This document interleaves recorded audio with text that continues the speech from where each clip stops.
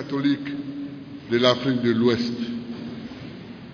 Monsieur le représentant de l'archevêque,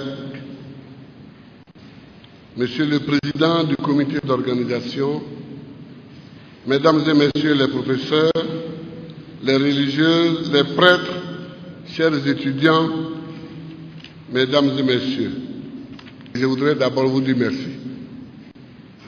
Merci de m'avoir invité ici. Merci de m'avoir décerné ce prix qui, comme tous les prix de ce genre, sont à partager entre plusieurs personnes. Mais surtout, merci de m'avoir plongé dans une atmosphère universitaire. Ça manque.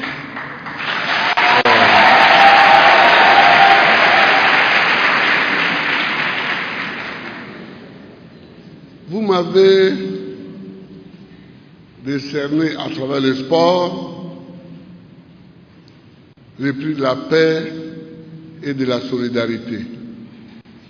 Nous sommes en train de construire la paix. Nous sommes en train de sortir d'une crise. Mais aujourd'hui, quand nous parlons de paix, ce n'est pas comme quand nous parlions hier de paix. Un adage populaire dit que le chien qui court, qui a rencontré un lion, n'a pas la même course que le chien qui n'a pas rencontré de lion.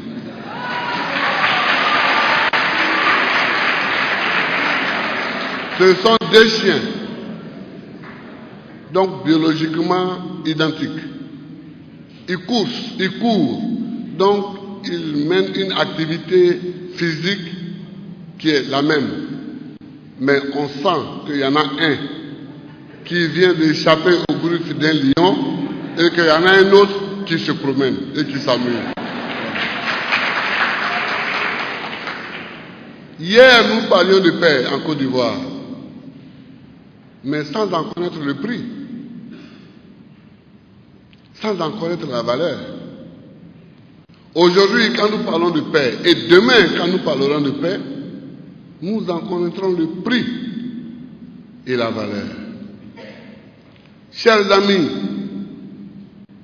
la paix est bâtie sur la République et sur la démocratie.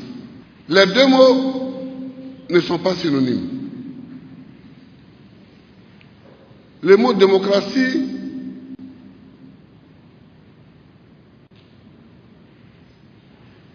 est un mot qui est composé de deux mots qui nous viennent du grec. Et le mot république nous vient du latin. L'origine de ces deux mots nous indique même la manière dont ils ont été forgés.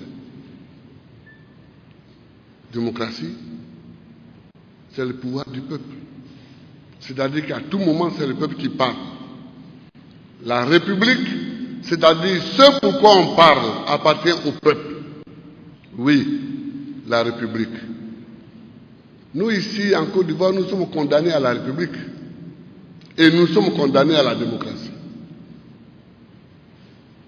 Quand j'étais dans l'opposition et que je réclamais des élections, il y a quelqu'un qui est venu me dire: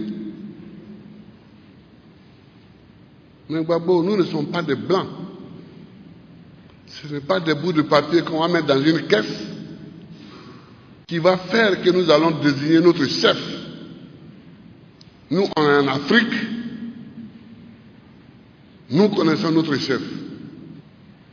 Chers amis, chers étudiants, chers frères, nous sommes dans un pays multi-ethnique, c'est-à-dire un pays qui a plusieurs nationalités précoloniales. Comment désigner le chef de cet ensemble? Je ne dirais pas hétéroclite, parce que la République a pour rôle précisément de former un ensemble homogène. Mais comment désigner un chef pour cette République où les origines sont différentes. C'est-à-dire une famille établira son impérium sur l'ensemble de la société pour toujours. Nous sommes obligés d'adopter des règles qui embrassent tout le monde dans la République.